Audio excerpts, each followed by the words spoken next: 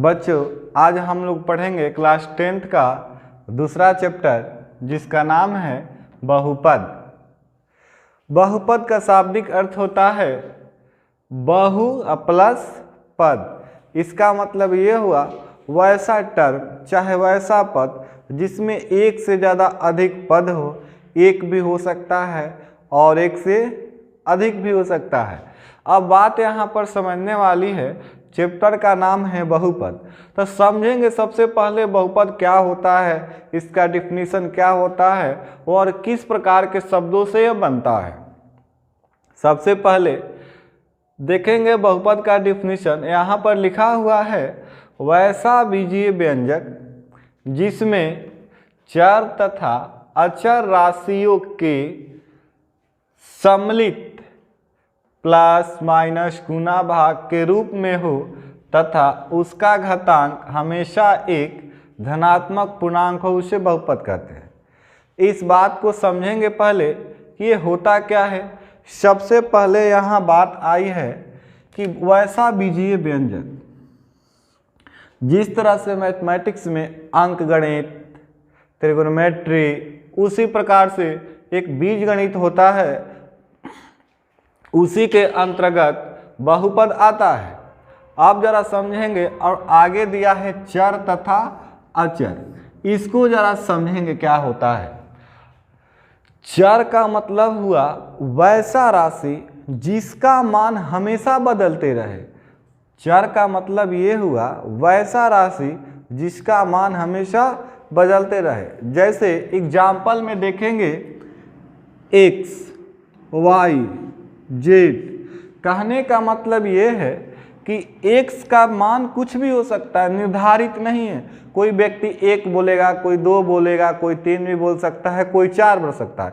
मतलब हमेशा ये वैरी कर रहा है, यानी बदलते रह रहा है। उसी को हम लोग बोलेंगे क्या, चर राशि।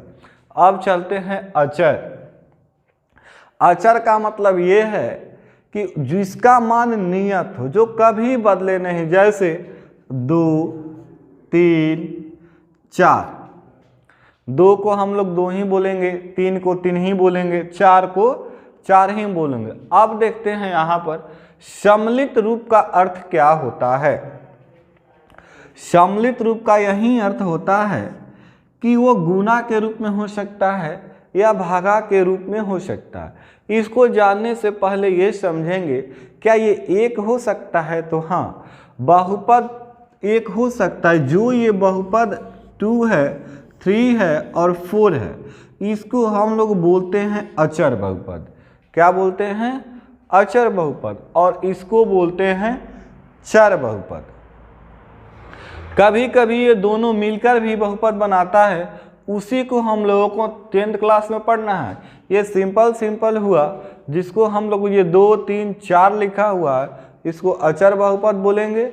और जो x, y, z लिखा हुआ है, इसको क्या बोलेंगे, चर बहुपद। आप जरा समझते हैं दोनों को। सबसे पहले समझेंगे बहुपद 2 प्रकार के होता है। बहुपद को 2 भागों में बांटा गया है, एक पद के आधार पर और एक घात के आधार पर। पद का मतलब होता है जितनी उसमें संख्या वो पद हुआ, और घात का मतलब होता है उस पर जितना पावर हुआ, वह क्या कहलाया, बहुपद। अब इसको जरा देखते हैं पद और घात के आधार पर। जैसे में 2x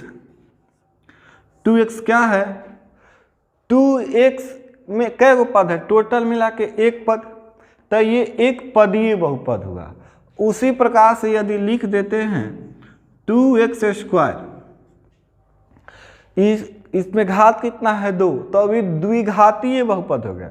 उसी प्रकार से लिखते हैं x+1, इसमें कितने पद, तो 1 और 2, तो ये क्या हो गया, द्विपदीय। और इसको लिखते हैं x²+1, तो ये क्या हो गया, द्विपदीय, यानी द्विघातीय होगा ये।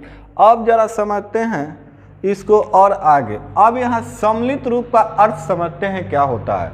देखो, ये चर है और ये अचर है, ये दोनों यहाँ पर मिला 2x में, यानी x भी मिला और 2 भी मिला। यानी ये किस रूप में है? गुना के रूप में। ये किस रूप में है? गुना के रूप में।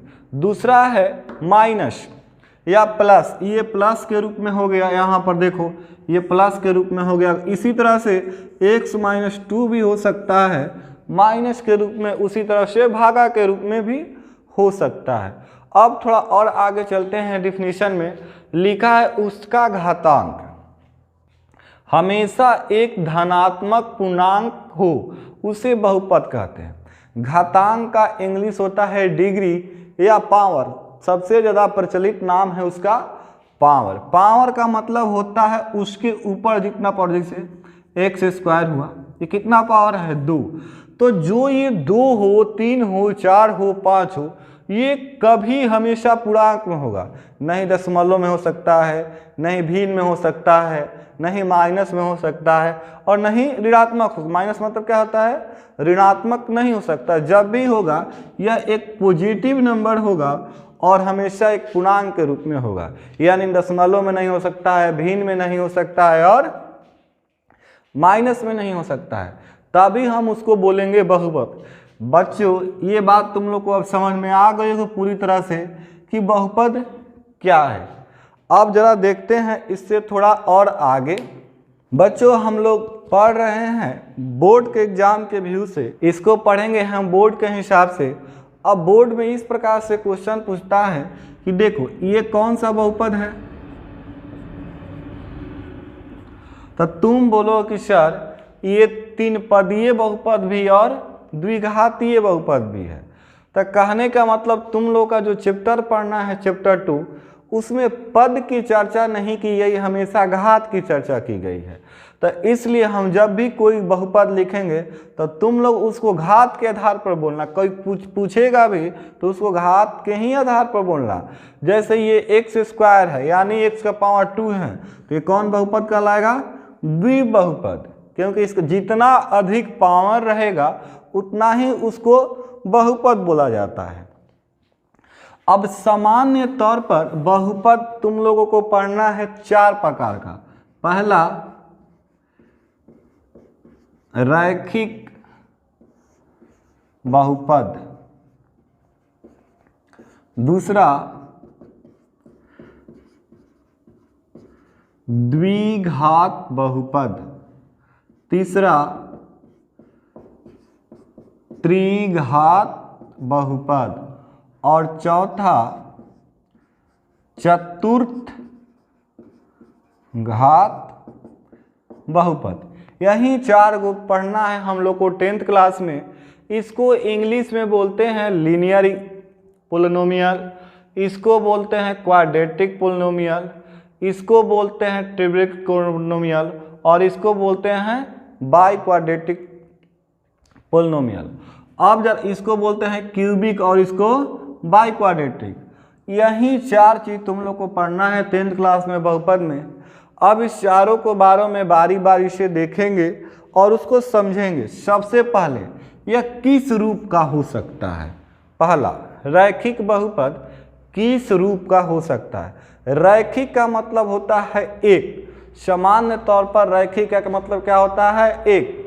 हम लोग बहुपद पढ़ रहे हैं तो पहले ही तुम लोग को हम बताए हैं जब भी बहुपद पढ़ेंगे कितना पढ़ेंगे? पावर के रूप में। तो रैखिक जब भी लिखे होगा उसका पावर कितना होगा? 1। जैसे x क्या है? रैखिक बहुपद है, x + 1 यानी पावर कुछ नहीं दिया हुआ है तो हम लोग समझेंगे कि पावर कितने है? 1। अब इसका एक जनरल फॉर्म होता है जिसको स्टैंडर्ड फॉर्म भी बोला जाता है। मानक रूप, रैखिक बहुपद का मानक रूप होता है मानक रूप ax + b, जहां a ≠ 0। उसी प्रकार से द्विघात बहुपद का एक एग्जाम्पल लेते हैं।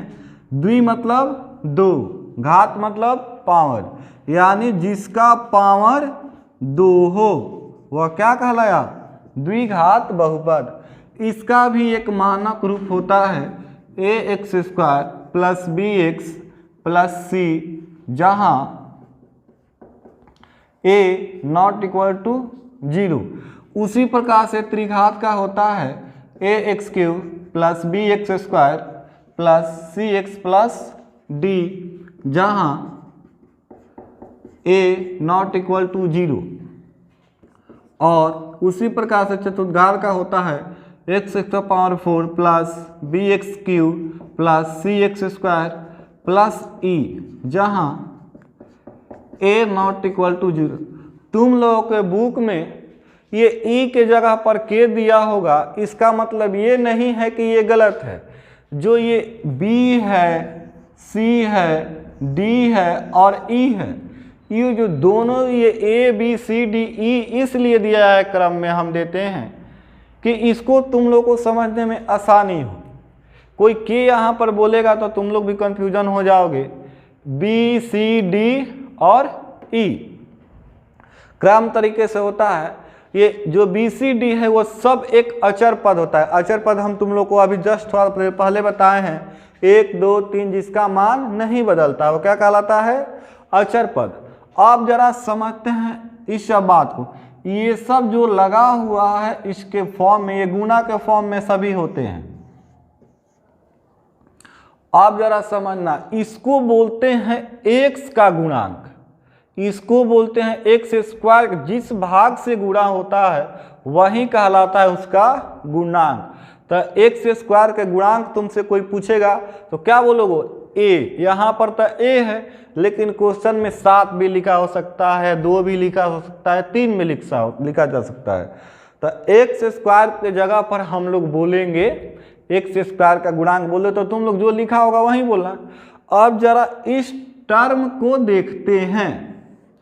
एक यहाँ पर कंडीशन दिया हुआ है a नॉट इक्वल टू 0। इसका मतलब क्या हुआ? इसका मतलब ये हुआ कि a 0 नहीं होगा, a 0 नहीं होगा। कहने का मतलब जो इसका पहला टर्म है ये 0 नहीं होगा। अब देखते हैं यदि 0 हो जाएगा तो क्या हो रहा है। दिया है कंडीशन में कि 0 नहीं होना चाहिए, यदि 0 हो जाता है तो क्या सिचुएशन होता है, इसको जरा हम लोग देखेंगे। तो देखते हैं, जैसे ये बहुपद है, a का मान हम यहाँ पर रख दिए 0 और x प्लस b, तो इसको गुना करेंगे तो ये हो जाएगा 0 plus b that is equal to b। अब जरा समझना इस बात को, ये तो एक रैखिक बहुपद है और यहाँ पर आ गया सिर्फ अचर बहुपद, यानी जो उसका वास्तविक रूप था a को 0 करने से उसका वास्तविक रूप बदल गया। जिस तरह से ये बहुपद तो रहा लेकिन रैखिक ना होकर क्या हो गया? अचर बहुपद। तो जिस प्रकार से गांव में व्यक्ति का 2 नाम होता है, व्यक्ति तो वहीं रहता है लेकिन उसका नाम चेंज हो जाता है। बहुपद तो है लेकिन क्या a का वैल्यू रखने से उसके मान में क्या हो गया? परिवर्तित हो गया। इसी प्रकार से शब होगा, इसमें रखेंगे a का मान 0 तो ये द्विघात नहीं होकर रैखिक हो जाएगा। बहुपद तो हुआ लेकिन कौन सा बहुपद हुआ? रैखिक, इसलिए a का मान 0 नहीं होता है। क्वेश्चन पूछता है इसी प्रकार से बोर्ड के परीक्षा में कि निम्नलिखित में से कौन द्विघात बहुपद का मानक रूप है? तो यही चारों ऑप्शन दिया रहेगा और तुम लोगों को ये ऑप्शन, क्योंकि द्विघात बहुपद का मानक रूप यहाँ पर लिखा हुआ है x² plus bx plus c, यही दिया रहेगा ऑप्शन में 4 में। क्वेश्चन इसी तरह से पूछेगा कि त्रिघात बहुपद का मानक रूप क्या होता है, निम्नलिखित में से कौन है? इस चारों ऑप्शन को तुम लोग को याद रखना है। अब हम लोग इससे थोड़ा आगे बढ़ते हैं तो हम लोग को पढ़ना है मान। मान का मतलब होता है ये कि जो ये सब रैखिक बहुपद है, द्विघात बहुपद है, त्रिघात बहुपद है, चतुर्घात बहुपद है, इसका अधिकतम मान क्या हो सकता है। जैसे इसका मान का मतलब होता है x का मान, x³ का मान, x² का मान। तो हमेशा इस बात को ध्यान देना, जो बहुपद दिया रहेगा जितना उस पर पावर रहेगा वही उतना ही उसका मान रहेगा। जैसे इस पर पावर 1 है तो x के कितना मान आएगा? 1। इस पर पावर 2 है तो x का कितना मान आएगा 2। जैसे रैखिक बहुपद यही ना हुआ x प्लस 1। तो मान निकालने के लिए सबसे पहले बहुपद को समीकरण में बदलते हैं।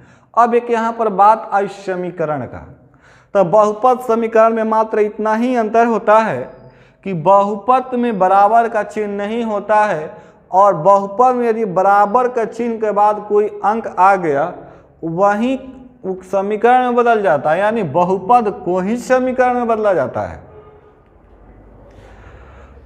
तो इसको हम लोग देखेंगे x प्लस 1 बराबर 0 that is equal to x बराबर -1। x का कितना मान आया तो -1, यानी इसका पावर 1 है इसलिए मान 1 आया। उसी प्रकार से इसका 2 मान आएगा, इसका 3 मान आएगा और इसका 4 मान आएगा। तुम्हारे चैप्टर में मान को शून्यक बोला, शून्यक का भी मतलब होता है x का मान ही। आज का क्लास हम लोग यहीं समाप्त करते हैं और नेक्स्ट क्लास में इससे आगे पढ़ेंगे। जो चैप्टर में क्वेश्चन है उसको सॉल्व करेंगे और कुछ फार्मूला देखेंगे, फार्मूला क्या होता है, उसके बाद क्वेश्चन का सॉल्यूशन होगा।